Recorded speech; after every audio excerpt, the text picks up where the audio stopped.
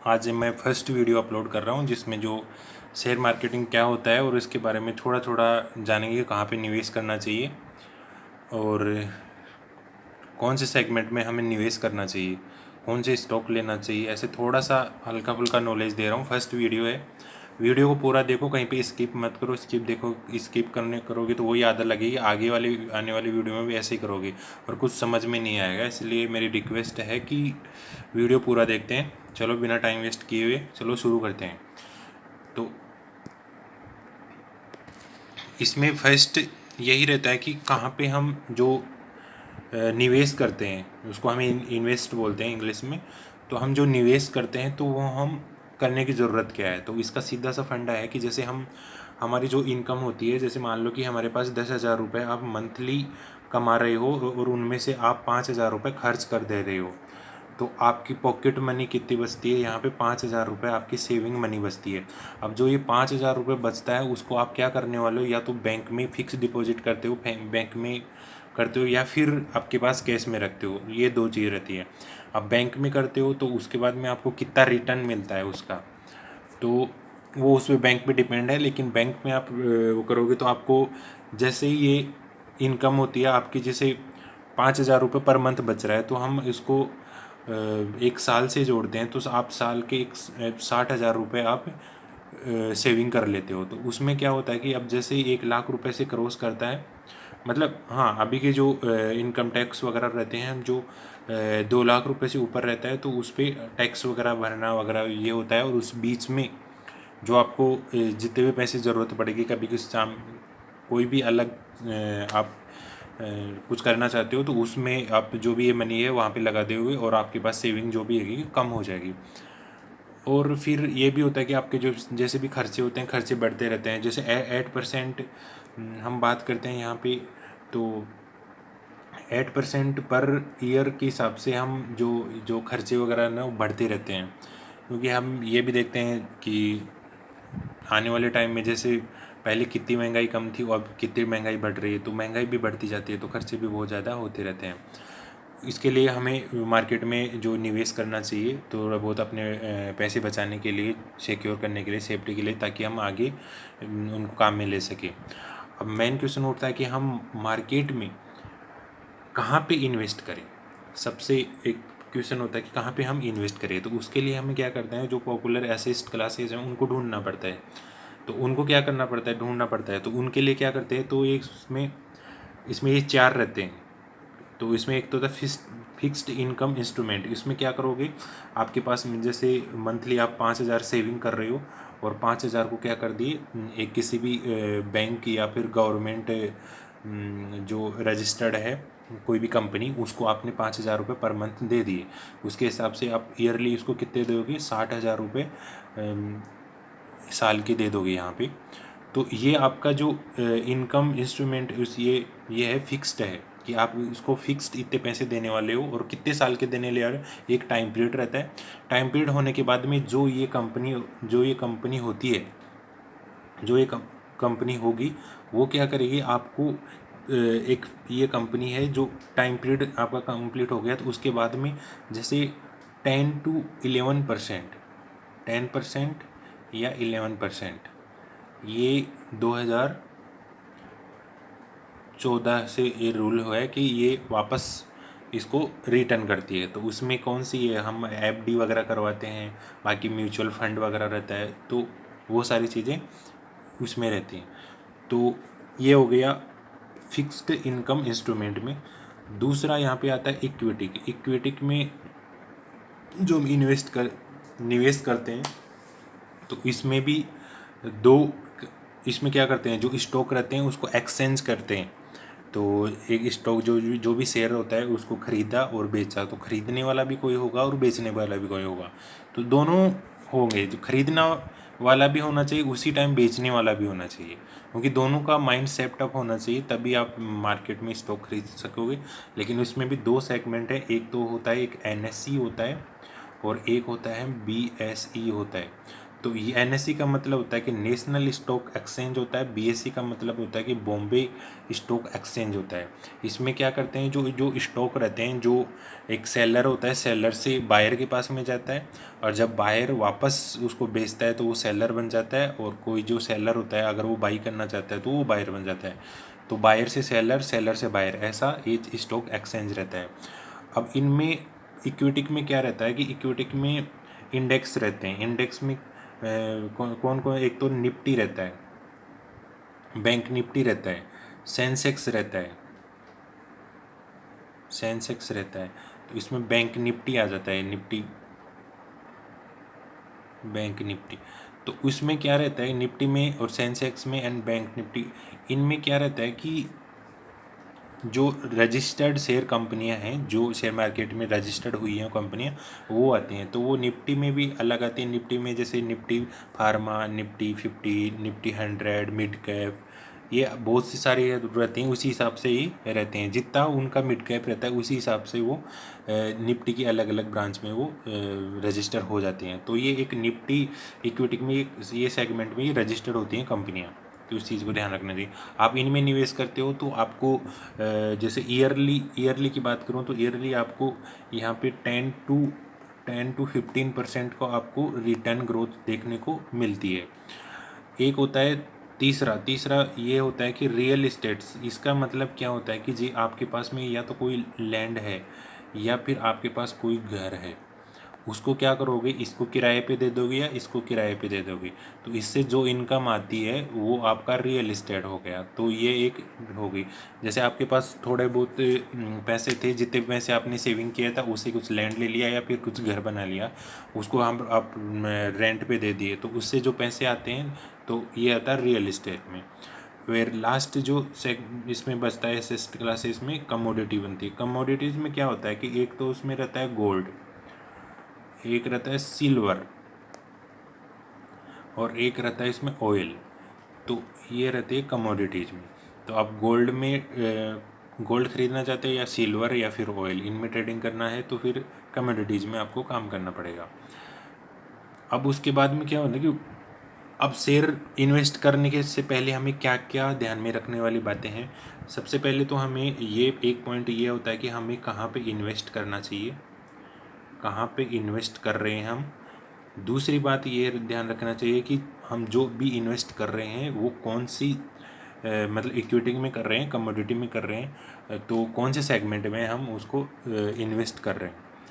तो सेगमेंट का भी ध्यान रखना चाहिए यहाँ पे, कहाँ पे हम इन्वेस्ट कर रहे हैं, अपना पैसा सिक्योर बन रहा है कि नहीं बन रहा। और बात ये है कि आपको जैसे अलग अलग टाइप हैं। अगर आपको रिस्क यानी लो रिस्क चाहते हो, लो रिस्क, तो आपको प्रॉफिट भी लो ही मिलेगा, प्रॉफिट लो।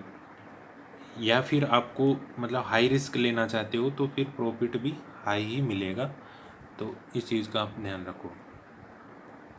एक होता है कि हाँ, अब एक्चुअली मार्केट क्या होता है इस चीज़ में अभी देखते हैं। एक्चुअली मार्केट में जैसे सिंपल लैंग्वेज में समझने की ट्राई करते हैं कि मार्केट होता क्या है। तो इसके लिए हम क्या करेंगे, जैसे ये एक कोई दुकान वाला है, यहाँ पे कोई एक्स बंदा खड़ा है और ये यहाँ पे सामान लेने के गया। ये क्या करेगा, इसको पैसे देगा और इसके बदले में दुकान वाला क्या करेगा, दुकान वाला इसको सामान दे देगा। तो ये हो गई यहाँ पे ख़रीदारी, ठीक है। लेकिन यहाँ पे बहुत सारी सी शॉप लगी हैं, अलग अलग इनमें जो भी प्रोडक्ट है। और फिर हम देखते हैं कि यार बहुत सारी शॉप है और हमें यहाँ पे कौन सी दुकान पे ख़रीदना चाहिए, कौन सी दुकान का अच्छा है। तो हम क्या करना पड़ेगा उसके लिए, यहाँ पे तो जैसे ये देख लो, इस पे 2 जन खड़े हैं, यहाँ पे 1 जन खड़ा है, और इस वाली दुकान पे 10 लोग खड़े हैं, और यहाँ पे कुछ मतलब 7 या 8 लोग यहाँ पे खड़े हैं। तो अब आपको क्या करना है कि कहाँ पे जाना है।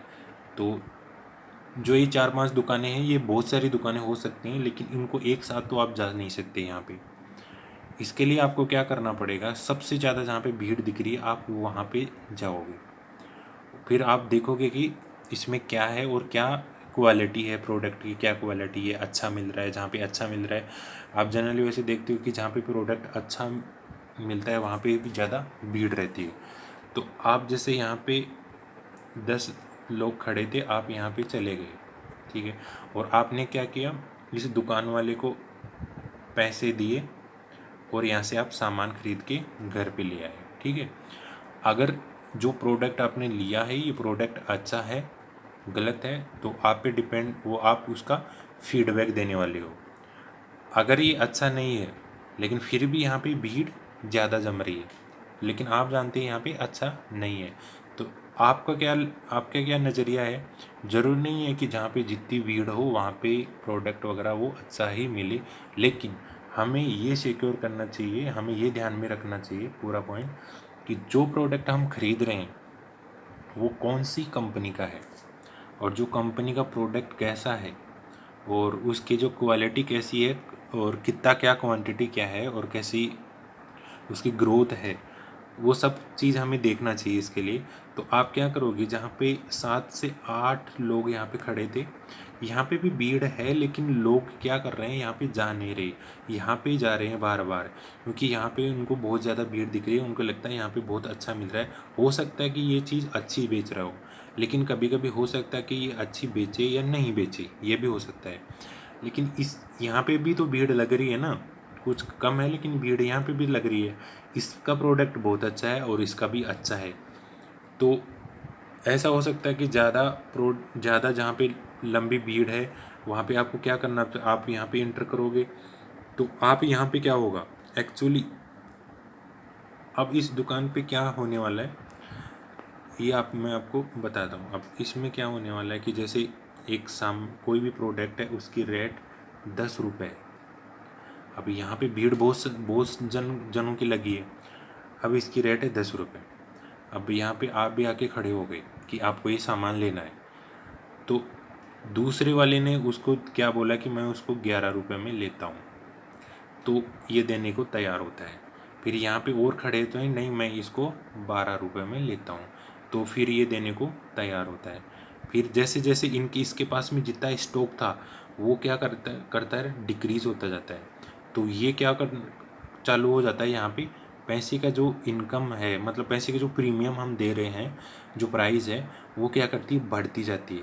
तो 10 रुपये से लेके 11, 12, 13 ऐसे क्या करती है प्राइस बढ़ती जाती है। तो आप भी यहाँ पे आओगे और आप भी एक बोली लगोगे कि भाई मैं यहाँ पे 11 रुपये में लूँगा। अगर आपको कोई भी सेलर होगा जो 11 रुपये में देने के लिए तैयार हो जाएगा तो आपको ये चीज़ आपको मिल जाएगी, अदरवाइज़ आपको नहीं मिलेगी। क्योंकि मार्केट में क्या होता है कि जो बायर एंड सेलर दोनों होते हैं, यहाँ पे ये सेलर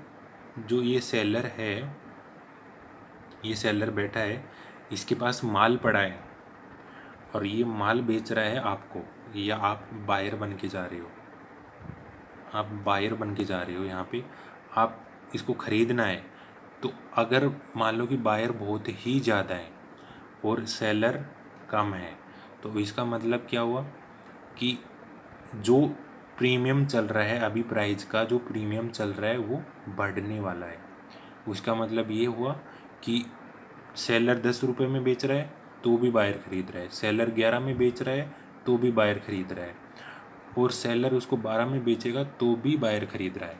तो इसका मतलब क्या होगा कि जो ये स्टॉक है, जो इसकी अप साइड में जाएगा उसको अप ट्रेंड बोलते हैं, जो आगे की वीडियो में सब बताने वाला हूँ, लेकिन एक बेसिक से चीज़ बताता हूँ कि ये कैसा होता है। जैसे ही हम बाज़ार में देखते हैं कि आप भी खुद देख लो, आप बाज़ार में जाते हैं शॉपिंग करने के लिए और आपको जहाँ पे भीड़ दिखती है, जहाँ पे ये मार्केट है और यहाँ पे बहुत सारी ये शॉप वगैरह जितनी भी हैं, कहाँ पे शॉपिंग करना है आप देखोगे, सब में तो एक साथ आप जा नहीं सकते और हर में आप जा के पूछ नहीं सकते आपके पास कौन सा प्रोडक्ट अच्छा है या नहीं है, हर में नहीं जा सकते। आप ये डिसाइड करोगे कि मुझे कौन सी दुकान पे जाना है। अगर यहाँ पे भीड़ बहुत ज़्यादा है और यहाँ पे प्रोडक्ट अच्छा मिल रहा है इसलिए लोगों की भीड़ ज़्यादा है, तो आप यहाँ पे जाओगे, प्रोडक्ट ख़रीदोगे, प्रोडक्ट कैसा मिला है उसका फीडबैक आप खुद दोगे। तो इससे अच्छा है कि आप जहाँ पे भीड़ दिखी आप वहाँ पे गए, क्योंकि इन दुकानों में क्या होगी, उनके पास भी हो सकता है प्रोडक्ट अच्छा हो, लेकिन यहाँ पे कुछ आ नहीं रहा है, मतलब उसकी कुछ वैल्यू नहीं हो रही। तो इसलिए इस यहाँ पे हम नहीं जाते जहाँ पे भीड़ है, तो वहाँ पे ही हम जाते हैं। ये हम जनरली मार्केट में देखते हैं ऐसा। एक थोड़ा सा बेसिक चीज़ है, जैसे हम घर में सामान वगैरह कुछ खरीदते हैं, वही ये मार्केट में होता है। लेकिन शेयर मार्केट में क्या होता है, ये एक इलेक्ट्रॉनिक होता है। तो इसमें क्या होता है इलेक्ट्रॉनिक की, आप मेरे पास में जितने शेयर हैं, तो मैं जो आप खरीद रहे हैं, आप खरीदने के लिए तैयार हूँ और मैं बेचने के लिए तैयार हूँ, तो ये आपके पास हो जाएगी। तो ये एक्सचेंज होता है, बाकी कुछ नहीं होता है कि ऐसा ऐसा। ये एक इलेक्ट्रॉनिक है शेयर मार्केट में, जो भी स्टॉक होते हैं जो इलेक्ट्रॉनिक होते हैं। यहाँ पे जो हम खरीद के लेके आते हैं मार्केट से, जो एक रियल रहते हैं, जो इसको हम यूज़ वगैरह करते हैं, और जैसे ही हम अपने मार्केट में जैसे ही हम खरीदते बेचते हैं, वो वैसे ही काम करते हैं।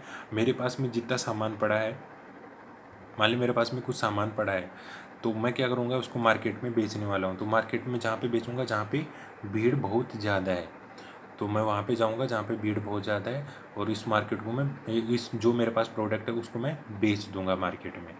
तो ये छोटी सी बातें हैं जो ट्रेडिंग में ध्यान रखनी चाहिए। मार्केट क्या होता है, मार्केट एक सिंपल टर्म रहती है, इसको थोड़ा सा आप ध्यान रख के चलो।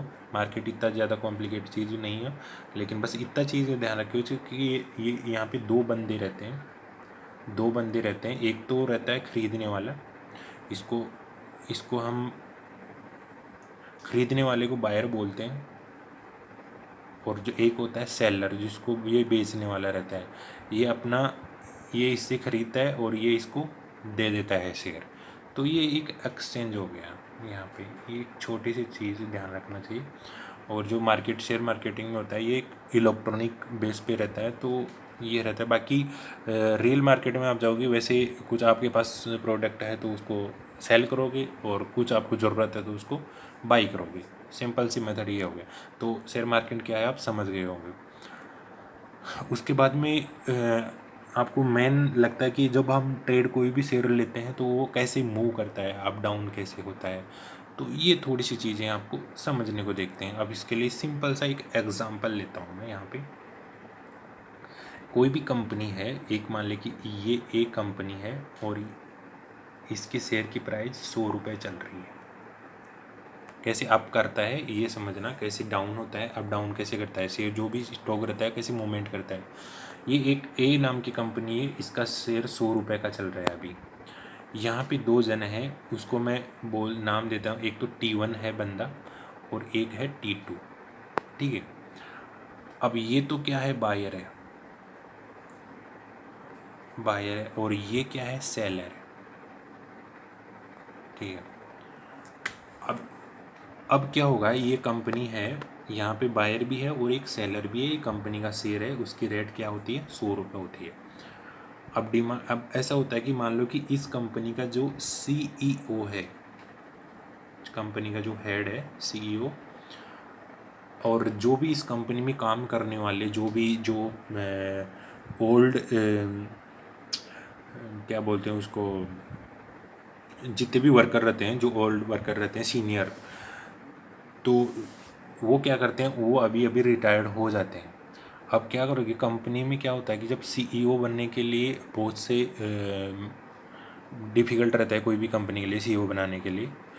तो उस टाइम क्या होगा कि जैसे मान लो कि इस टाइम ये अभी रिटायर्ड हो गया और कंपनी का कोई CEO नहीं है, और CEO बनाना है CEO, तो इस कंपनी को उस टाइम रेट कितनी हो जाएगी, 90 रुपये हो जाएगी, ठीक है। तो अब यहाँ पे दो लोग हैं, एक तो T1 जो बायर है और एक T2 जो सेलर है। इसके पास में शेयर है और उसको खरीदना है। अब क्या करने का, अब कंपनी को क्या करना है, CEO बनाना है किसी को, और जो भी कंपनी में जो वर्कर्स हैं अच्छे काम कर रहे हैं, जो उनको अच्छी पोस्ट मिलना है, और उनको अच्छा नॉलेज होना चाहिए, वो भी चुनना है कंपनी को। तो सबसे पहली डिफ़िकल्टी तो क्या होगी, CEO बनाने में। तो CEO बनाने में डिफ़िकल्टी होगी, लेकिन इस बंदे की सोच क्या होगी कि जो ये कंपनी का है, CEO बनाने की डिफ़िकल्टी, मतलब बहुत ज़्यादा डिफ़िकल्ट हो रहा है और ये नहीं बना रहा है, नहीं बना पा रहा है। तो ये क्या सोचेगा, मेरे पास जो शेयर है मैं उसको सेल कर देता हूँ, 90 रुपये में आ गया ना ये, तो क्या पता ये 90 रुपये से ये 80 रुपये में भी हो जाएगा। तो मैं क्या करता हूँ, 90 रुपये में उसको सेल कर देता हूँ। और एक यहाँ पे एक बंदा बैठा है, इसकी ये सोच है कि नहीं, जो ये कंपनी का जो CEO बनेगा वो एक अच्छा बंदा है, उसको बहुत अच्छा नॉलेज है, तो ये कंपनी बहुत अच्छा ग्रोथ करेगी। तो इसलिए ये क्या बैठेगा कि नहीं, मैं इस कंपनी के शेयर बाई करने वाला हूँ। तो ये एक बायर पोजीशन में बैठा है और एक सेलर पोजीशन गया। अब क्या करेगा, 90 रुपये में ये लेना चाहता है और 90 रुपये में ये बेचना चाहता है। अब क्या करेगा, ये शेयर इसको दे देगा। तो ये एक्सचेंज हो गया, यहाँ से यहाँ तक इसको एक्सचेंज हो गया। अब क्या होगा, यहाँ पे जो T1 है और ये T2 है, ये इसने तो अपना शेयर बेच दिया, सेल कर दिया। इसके पास में शेयर, मान लो कि इसने 100 रुपये 100 शेयर खरीद लिए 90 के हिसाब से, ठीक है। तो इसकी इन्वेस्टमेंट कितनी होगी, 9,000 रुपये की इन्वेस्टमेंट कर दी। अब जो कंपनी का जो CEO था वो उसने चुन लिया और कंपनी भी अच्छी खासी एक ग्रोथ फेज में जा रही है। तो अब क्या होगा, इसकी इनकम जो ये T1 इसने जो सोचा था वो इसका आइडिया सही था, जो T2 का जो आइडिया था वो रॉन्ग हो गया यहाँ पे। लेकिन इसको क्या होगा, अभी ये 90 रुपये का शेयर यहाँ पे 110 रुपये पे चला जाता है और इस T1 को 10 रुपये का प्रॉफिट पर शेयर हो रहा है यहाँ पे। तो इसने 100 शेयर लिए थे, तो मतलब उसको 1,000 रुपये का प्रॉफिट हो जाता है। तो ये एक आइडिया की वजह से रहती है। लेकिन जिस कंपनी में हम शेयर खरीदते हैं उसके लिए सबसे पहले कि इस कंपनी में आगे क्या होने वाला है, उसकी फाइनेंशियल रिपोर्ट क्या है, क्या इसका जो प्रोडक्ट बना रही है मार्केट में क्या वैल्यू है, ये चीज़ें ध्यान देखनी चाहिए। आगे आने वाली वीडियो में सब कवर करने वाला हूँ, आपको एक बेसिक आइडिया दे रहा हूँ कि स्टॉक कैसे अप करता है। दूसरी कंडीशन क्या होती है यहाँ पे, जैसे T1 और T2 वही थे, इसने 90 रुपये में शेयर को सेल कर दिया, इसने 90 रुपये में शेयर को बाई किया। अब क्या हुआ कि कंपनी का ऐसा CEO जो बना है वो ऐसा बना है जिसको कंपनी की कुछ नॉलेज नहीं है। तो अब क्या होगी, कंपनी की ग्रोथ धीरे धीरे डाउन होगी। तो अब क्या होने वाला है, जो पहले जैसे ऐसे था ग्राफ, अभी ऐसे जाने वाला है ग्राफ। तो ये 90 रुपये से 80 रुपये में आ जाता है। और यहाँ पे इसने ख़रीदा था, इसका आइडिया जो किया उसने ये रॉन्ग हो गया, उसका आइडिया जो उसने लगाया था, और इसका जो आइडिया था वो करेक्ट हो गया अब यहाँ पे। तो ये 80 रुपये में आ जाता है और इस T1 को 10 रुपये का लॉस हो जाता है। तो मार्केट में क्या होता है कि मार्केट अप डाउन ऐसे चढ़ता रहता है। तो कभी भी मार्केट ऐसे आप देखोगे ऐसे सीधा कभी नहीं जाता और ना कभी ऐसे सीधा गिरता है। तो मार्केट को गिरना या चढ़ना होगा तो हमेशा ऐसे ऐसे ऐसे चढ़ेगा। ये एक स्विंग बनाता है, तो ये स्विंग बनाता हुआ ऊपर चढ़ता है और ऐसे ऐसे ही नीचे जाता है, तो ये स्विंग बनाता हुआ ही डाउन साइड में आता है। तो ये चीज़ का ध्यान रखना चाहिए। ऐसे मार्केट अप डाउन करता है। मार्केट में क्या होता है, बायर एंड सेलर दोनों रहते हैं, उसकी वजह से वो एक्सचेंज करते रहते हैं। अपने शेयर होते हैं जो एक्सचेंज करते हैं, इलेक्ट्रॉनिक जो उसको इलेक्ट्रॉनिक्स जो शेयर होते हैं वो इलेक्ट्रॉनिक्स रहते हैं। ये शेयर इसको देता है, ये इससे लेता है, तो ये चलता रहता है मार्केट में। इस चीज़ का ध्यान रखो, ये एक बेसिक सी चीज़ है जो आपको आनी चाहिए। आगे मार्केट में जो कैसे हम उसको देखते हैं और कैसे हमें प्रॉफिट होगा, क्या क्या चीज़ों का ध्यान रखना, आगे स्टेप बाय स्टेप समझो, लेकिन ये चीज़ों का ध्यान में रखो, बेसिक चीज़ बताए। अब उसके बाद में क्या होता है कि जो कोई भी शेयर है अब आपने ले लिया, तो उसके बाद में कैसे ट्रेड करना आपको मैं अभी सिखा दिया कि ट्रेड कैसे करते हैं। मार्केट में ये वैल्यू चल रही है, ये एक मार्केट का प्रीमियम होता है, कोई भी शेयर होता है, स्टॉक होता है, उसका प्रीमियम चल रहा है, ये प्रीमियम प्राइस चल रही है। यहाँ पे देखा होगा आपने मार्केट में क्यों किसी ने 99.95 में बायर बैठा है, कोई बायर बैठा है 99 में बैठा है, कोई 98 में बायर बैठा है। और यहाँ पे सेलर होते हैं जो 100.05 में रहता है, कोई 101 पे रहता है। तो ऐसे ऐसे अलग अलग सेलर रहते हैं और ये रहते हैं बायर रहते हैं। तो इसे क्या करते हैं, ये एक्सचेंज करते हैं अपने जो शेयर रहते हैं, ये जो बायर रहता है और ये सेलर रहता है। एक सेलर है और ये है बायर। ये क्या करता है, बायर इस सेलर से ख़रीदता है, जो भी प्रीमियम होता है वो उसको देता है और ये इसके पास में शेयर आ जाता है। ऐसे ही चलता है। अब क्या होगा कि आपके पास में शेयर आ गया तो अब क्या होगा, तो अब जो किसी भी कंपनी का आप शेयर लेते हो, जैसे आपने एक कंपनी में 100 रुपये की प्राइस प्रीमियम पे आपने कितने रुपए, जैसे 100 शेयर ले लिए, ठीक है। तो 100 शेयर लेने के बाद में क्या हो गया, आज इसने ले लिया और आपने क्या कर लिया, होल्डिंग पे रख दिया उसको, कि आने वाले दिनों में आप उसको सेल या बाई करने वाले हो, और बाई करने वाले हो या फिर सेल करने वाले हो। किसी कंपनी की अच्छी खासी ग्रोथ चल रही है तो आप वही देखोगे कि किस कंपनी के शेयर हमें ख़रीदना है। तो इसके लिए सिंपल सा है कि जैसे 100 रुपये का प्रीमियम देके आपने 100 शेयर ख़रीदे हैं, उसके बाद में आप 100 शेयर ख़रीदे हैं तो आप उस कंपनी के कुछ हिस्सेदार बन जाते हो। मतलब जो भी कंपनी है आप शेयर होल्डर हो जाते हो उस कंपनी के। तो ये ऐसे ही रहते हैं। और फिर आने वाले दिनों में जैसे कोई भी इसका प्रीमियम बढ़ जाता है, 110 रुपये हो जाता है, आपको 10 रुपये प्रॉफिट होता है। अगर इसका प्रीमियम 150 रुपये तक चला जाता है एक साल में, तो आपको 50% यहाँ पे रिटर्न देखने को मिलेगी। लेकिन इतना जाता नहीं, लेकिन फिर भी चला जाए तो आपको बता रहा हूँ कि अगर कंपनी अच्छी है तो ये जा सकता है, कोई बड़ी बात नहीं है।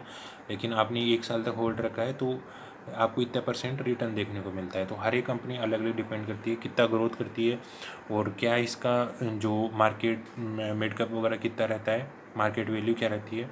एंड आने वाली वीडियो में कैसे शेयर को हम देखते हैं, क्या एनालिसिस करते हैं और टेक्निकल एनालिसिस क्या होती है, उसके बारे में मेन होता है हमारा टेक्निकल एनालिसिस। अगर ट्रेडिंग करते हो तो ट्रेडिंग में ये चीज़ ध्यान रखनी, जो टेक्निकल एनालिसिस है ये मेन रहता है। इसके बिना आप ट्रेडिंग नहीं कर सकते, और आपको ट्रेडिंग करना है तो आपको इंटरेस्ट है तो ही करो। बाकी आपके पास पैसे हैं और बाकी डाल रहे हो, अगर प्रॉफिट हो गया तो ठीक है, नहीं हो गया तो लॉस में निकाल रहे हो, तो उससे कुछ मतलब नहीं है। और जो भी ये वीडियो आगे आने वाली वीडियो हैं तो उससे इतना ही रिक्वेस्ट है कि जो उसको पूरा देखे, इस स्किप करने की कोई ज़रूरत नहीं, क्योंकि आप स्किप करोगे तो कोई फ़ायदा नहीं होने वाला, कुछ समझ में नहीं आने वाला। मैं अभी एक एक पॉइंट बता रहा हूँ, कुछ आपको पॉइंट समझ में आते हैं तो उसको नोट कर लो। अगर नहीं आ रहे तो अभी टेलीग्राम चैनल ओपन किया है, तो टेलीग्राम पे ये मैं लिंक डाल रहा हूँ डिस्क्रिप्शन में, आप वहाँ पे जाके ज्वाइन करो और जो भी चीज़ समझ में नहीं आ रही वो डालो। अभी तो क्या है कि एक सिंपल सा टॉपिक चल रहा है तो आपको लगता है कि मुझे सब कुछ आता है, ऐसा करके आपको लगेगा। फिर भी एक बार देखो, क्योंकि बहुत सी छोटी छोटी चीज़ें मैं आपको बता रहा हूँ, अभी आपको फील होगा मुझे सब कुछ आता है, क्योंकि हाँ ये तो मुझे पता है, बेसिक सा चीज़ है। ये बेसिक चीज़ें हैं, लेकिन हमारी स्टार्टिंग एक बेसिक से ही हुई है। तो मैं चाहता हूँ कि मैं पूरा एक 0 टू जहाँ तक मुझे नॉलेज है वहाँ तक का मैं आपको सिखाने का ट्राई करता हूँ। और मेन चीज़ होता है टेक्निकल एनालिसिस का, तो वो भी डालने का ट्राई करता हूँ। लेकिन मेरी यही रिक्वेस्ट है कि वीडियो अच्छे से पूरा देखो, जो आपको नॉलेज है वो भी देखो, जो आपको जहाँ पे डाउट आता है वो मुझे वो टेलीग्राम चैनल दिया है, वहाँ पे आप मुझे मैसेज कर सकते हो, कमेंट में भी बोल सकते हो कि ये प्रॉब्लम आ रही है, कुछ बोलने में कहाँ पे कुछ दिक्कत वगैरह होता है उसको अंडरस्टैंड कर लेना। देन बाकी जो भी है आप धीरे धीरे आप सब कुछ सीख जाओगे, अगर आपने अच्छे से इंटरेस्ट लेके सीखा है तो। अदरवाइज़ बाकी कुछ नहीं होने वाला, अगर आप अच्छे से नहीं की, ऐसे ही आई मार्केट में और इन्वेस्ट कर दिए और जो आपकी साइकोलॉजी पॉइंट है वो भी डेवलप नहीं कर पाए। एक शुरू से ये चीज़ ध्यान रखो, आप मार्केट में आते हो तो अपनी जो साइकोलॉजी पॉइंट है वो एक अच्छे से बिल्डअप कर लो। अभी भी ये मत सोचो, आप ये सोचते हो मैं आज जो शेयर लिया है वो यहाँ से ही ग्रोथ करना चाहिए और आने वाले टाइम में वो मुझे इतना इतना, जैसे आपने मान लो कि 10 रुपये इन्वेस्ट कर दिए, आप क्या सोचोगे 10 रुपये से मैं 1000 रुपये बना लूँगा। आपकी ऐसी सोच है, मैं बोलता हूँ ऐसी सोच है, लेकिन आप क्या कर रहे हो ये समझिए। आपको ज़ीरो नॉलेज है मार्केट में और फिर भी आप यहाँ पे ये सोच रख रहे हो। आपको क्या होता है 10 रुपये से 8 रुपये आते हो, आप क्या सोचते हो मुझे लॉस हो रहा है, 2 रुपये करके निकाल जाते हो, क्योंकि आपके पास पैसे पड़े हैं, इसलिए आप ये 2 रुपये का लॉस खा के जा रहे हो। अगर आपको अच्छा खासा नॉलेज होगा तो आप वहाँ पे इन्वेस्ट करते जहाँ पे एक अच्छा आपको इनकम मिल सकती थी। लेकिन देखो आपको कैसे क्या लगता है, लेकिन आपको सीखना है तो फिर ज़रूरी है कि पूरा पूरा देखो। अभी आने वाली 1-2 वीडियो और होंगी तो आपको थोड़ा बोर फील होगा, लेकिन उसके लिए मैं कुछ भी नहीं कर सकता। आपको सीखना है तो पूरा सीखो। वीडियो बहुत लंबा हो रहा है, मुझे भी पता है लंबा हो रहा है, लेकिन उससे आपको ही फ़ायदा होने वाला है। मुझे कुछ नहीं होला, मुझे जितना नॉलेज है और मुझे जितना मतलब मैं पैसे मेरी जो इनकम हो रही है वो हो रही है, उससे कुछ नहीं। मेरे नॉलेज से पैसे इनकम हो रही है। आप चाहते हो कि मुझे प्रूफ चाहिए तो मैं प्रूफ भी डाल सकता हूँ, डेली का कितना इनकम होता है उसी हिसाब से भी डाल सकता हूँ, आपको किसी को ट्रस्ट नहीं हो तो। लेकिन उसमें ट्रस्ट वाली कोई भी वो नहीं रहना चाहिए। आपको अगर सीखना है, ये अच्छा आइडिया दे रहा हूँ मैं, उसे आप सीख सकते हो। और बेसिक पूरी हिंदी में है ताकि आप सीख सको, इसीलिए मैं। और कुछ जैसे पॉइंट हैं जो छूट गए पॉइंट, उनको मैं वापस से कवर करूँगा, क्या छूटा है। और कुछ भी वो पैनिक होने की ज़रूरत नहीं है, और मैं कंटिन्यू वीडियो अपलोड करता रहूँगा। तो चैनल को सब्सक्राइब करते रहो, शेयर करते रहो, जिसको हेल्प चाहिए उसको हेल्प हो जाएगी।